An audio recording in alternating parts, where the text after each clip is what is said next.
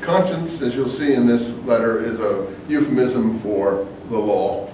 People observing the law have consciences, in his view. They're weak consciences. They're easily defiled.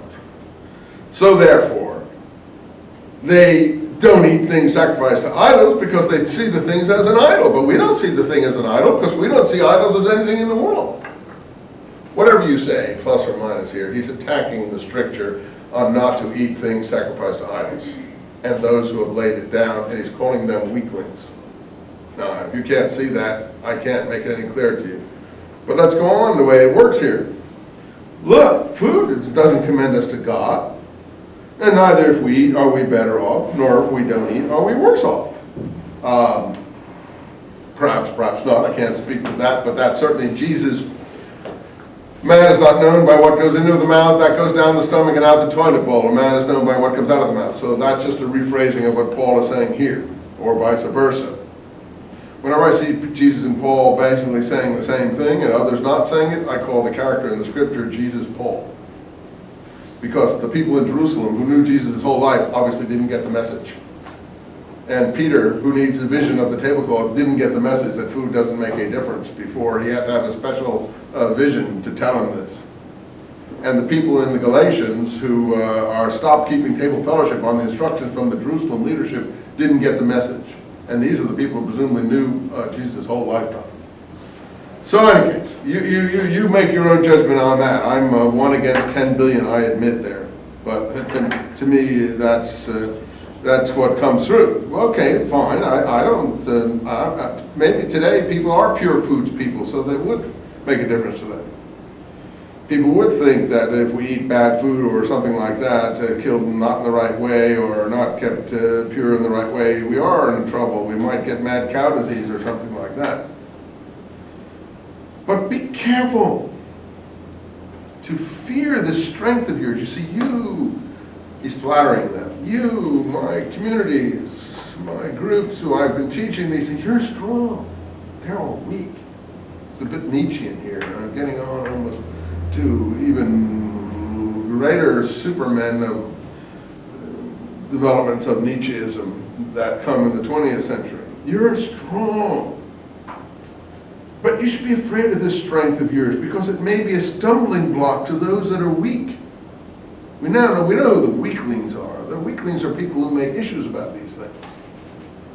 For if anyone sees you have knowledge dining in an idol temple, because you have knowledge, you know it doesn't matter. Not those puffed up knowledge people in Jerusalem. In their regulations, you know idols are nothing. You can eat in an idol temple, but they might see you see. And they don't know that you have knowledge, the knowledge I've given you. You have knowledge. You know an idol is nothing in this world. Am I making it clear to you what he's saying here? It's very subtle. And this guy is a very subtle fellow. I think he's very slippery. You can think what you think. To me, if I did this to you, you'd think I was a slippery person. But no saints can be talked about like that. So I understand if your mind rebels against that view of it.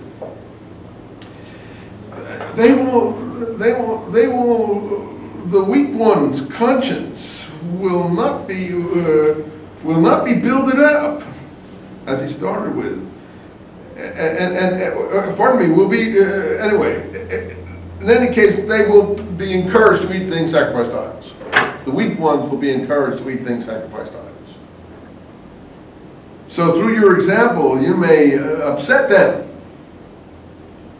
And through your knowledge, the weak brother, for whom Christ also died, will stumble, will fall. These weaklings who make such problems. So sinning in this way against the brothers and wounding their weak consciences, you are sinning to some extent against Christ. So look, if food causes my brother to stumble, if that's his thing, if that's what his bag is, I will never eat flesh again forever, nor that I may not cause my brother to stumble. That's his final stand on the matter. Does he keep it? No, because in the very next chapter he says, in chapter 10, he says, starting to talk about the cup of blessing and partaking of the blood of Christ and so on. See, he does jump into communion here in this. Look, line 17.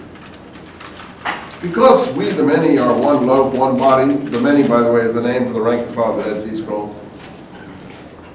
We all partake the one loaf. Look at Israel according to the flesh, you know, the sort of lower Israel people. Are they not eating sacrifice of those who share the altar? What do I say then? That an idol is anything? Or that which is offered in sacrifice to an idol is anything? He's back to his an idol being nothing in this world. No, but the things the Gentiles sacrifice, they sacrifice to demons. I do not want to share with demons. You cannot drink the Lord's cup in the cup of demons. Or do we provoke the Lord to jealousy? Are we stranger than he?